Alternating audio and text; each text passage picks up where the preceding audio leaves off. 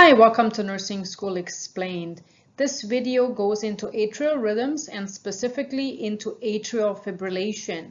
If you haven't already done so, I highly recommend watching my other videos that explain the basic electrophysiology and go into EKG interpretation basics such as how to use the EKG paper, determine the heart rate, as well as know the normal intervals and rules to memorize for EKG interpretation so that you can apply them to every rhythm strip that you look at and hopefully get the right interpretation of that rhythm.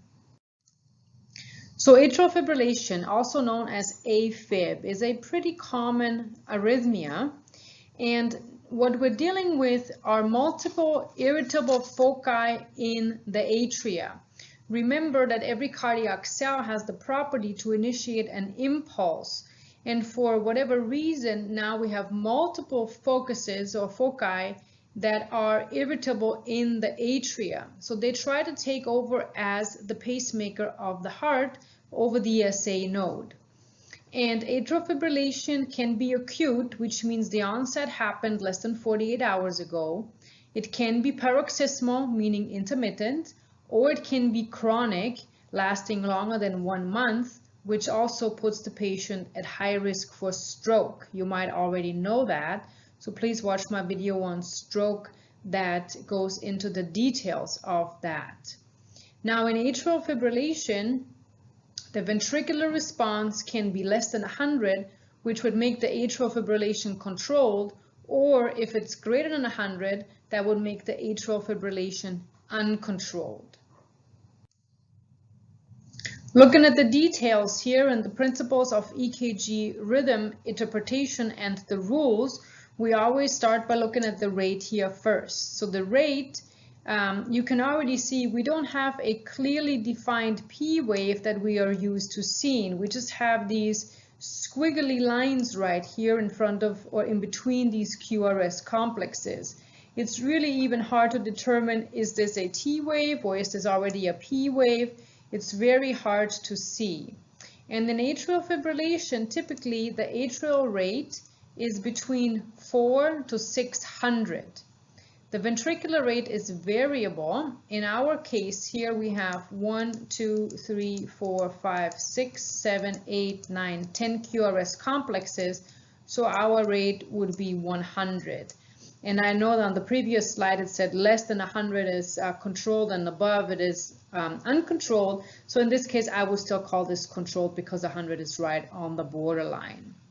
And then for rhythm regularity, point number 2, there's this very distinct characterization called it is irregularly irregular, meaning that there is no clear rhyme or reason to this. It is just irregular. Every single QRS has a different distance from the previous one.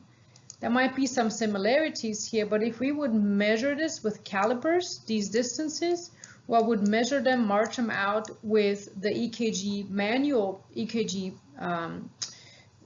drawing method, we would basically determine that this is irregularly irregular, saying that there's absolutely no shape or form behind this rhythm.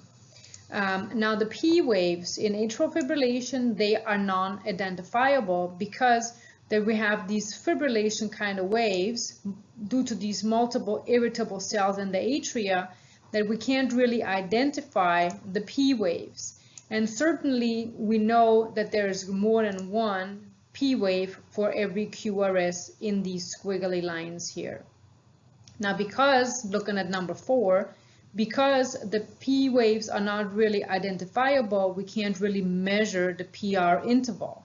And then the QRS is usually less than 0.10 or 0.12, which would be a normal QRS. And so we can look at this here.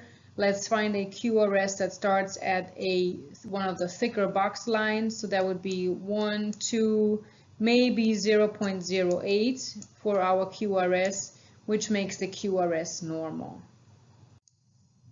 Here is another look at this atrial fibrillation. Again, the characterizing factor is the squiggly lines and very irregularly irregular. So absolutely no pattern to this rhythm here at all. We can't really count the P waves, we can't really distinguish the PRI, but we know the QRSs are normal in length less than 0.12 seconds. Causes for atrial fibrillation are coronary artery disease as well as hypertension or valve disorders such as regurgitations or insufficiencies, congestive heart failure, pulmonary embolus, hypoxia, alcohol and illegal substance intoxication, as well as any underlying pulmonary disease such as pulmonary fibrosis, any kind of lung cancer, and so forth.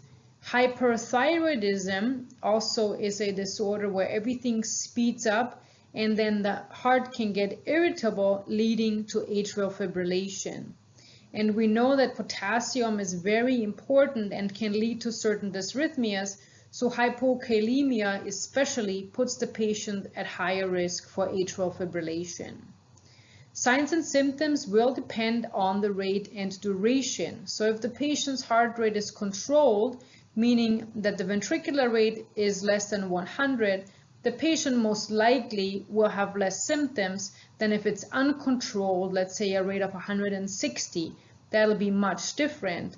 And mostly if it's uncontrolled, the patient will have more severe symptoms, meaning they'll be dizzy or lightheaded. They might complain of shortness of breath or anxiety. They might faint, have a syncopal event, complain of palpitations or feeling like the heart is racing in their chest, as well as complain of chest pain or pressure. And again, in advanced dysrhythmias, we have to distinguish between stable and asymptomatic patients, as well as symptomatic and unstable patients. So if the patient is stable and doesn't have any symptoms, we can attempt a vagal maneuver, just like in atrial fibrillation, atrial flutter. And atrial fibrillation are very similar here. If we encourage the patient to perform a vagal maneuver by either bearing down or blowing through a straw, it increases the pressure in the intrathoracic cavity and stimulates the vagus nerve, which is in charge of the parasympathetic nervous system. Knowing that the parasympathetic nervous system slows everything down, we're hoping that by the patient performing this vagal maneuver, they will slow down their heart rate and maybe convert back to normal sinus rhythm. Medications that can be used in atrial fibrillation are any that cause the myocardium to be less irritable or slow down the heart rate. Very commonly, we use calcium channel blockers. It's probably the most commonly used medications for atrial fibrillation.